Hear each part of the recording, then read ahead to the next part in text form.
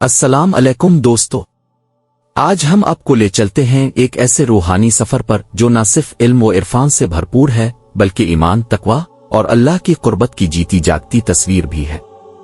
یہ کہانی ہے سلطان الاولیاء غوث الاعظم حضرت شیخ عبد القادر جیلانی کی، جن کا نام آج بھی دنیا بھر کے مسلمان عقیدت سے لیتے ہیں۔ حضرت عبد القادر جیلانی 1077 عیسوی میں جیلان، موجودہ ایران کے علاقے میں پیدا ہوئے۔ آپ کے والد کا نام شیخ ابو صالح اور والدہ کا نام ام الخیر فاطمہ تھا۔ دونوں نہایت نیک اور متقی لوگ تھے۔ آپ کی والدہ خود حافظ قرآن اور ولیہ تھیں۔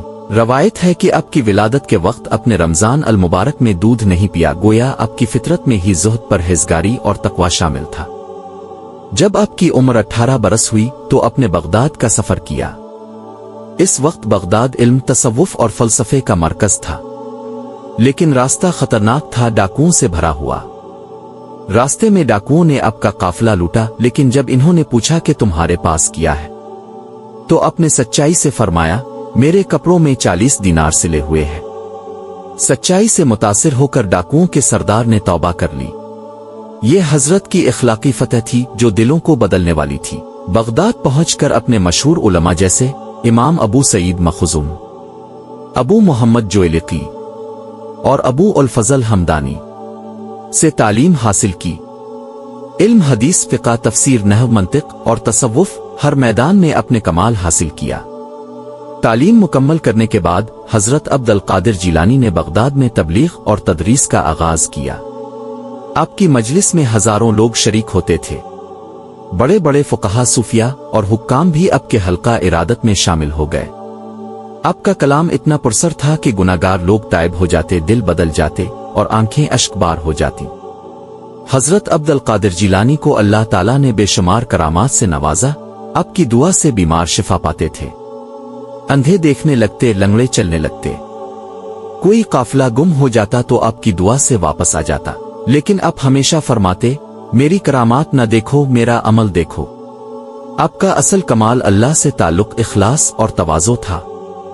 حضرت عبد القادر جیلانی کو غوث الاعظم کا لقب ملا، یعنی وہ عظیم ولی جو لوگوں کی فریاد کو اللہ تک پہنچاتا ہے۔ اپنے باطل فرقوں کے خلاف سخت موقف اپنایا، فقر کو عزت دی اور امیروں کو عاجزی سکھائی۔ امت کو ایک پیغام دیا، توحید، سچائی، صبر اور علم۔ آپ ہمیشہ عاجزی سے بات کرتے، لباس سادہ، تام معمولی اور گفتگو میں حکمت ہوتی۔ آپ کا وقت تو عبادت میں گزرتا، تعلیم میں، راتوں کو عبادت، دن کو خدمت، خلق آپ کا معمول تھا۔ حضرت عبد القادر جیلانی نے 1166 عیسوی میں بغداد میں وفات پائی۔ ان کا مزار آج بھی بغداد میں موجود ہے، جہاں لاکھوں لوگ سلام عقیدت پیش کرتے ہیں۔ حضرت عبد القادر جیلانی ہمیں سکھاتے ہیں، سچائی کبھی کمزور نہیں ہوتی، وہ دلوں کو فتح کرتی ہے۔ علم اگر عمل کے ساتھ ہو تو دنیا بدل دیتا ہے۔ توکل، زہد، تقوی اور خدمت، یہی ولی کا راستہ ہے۔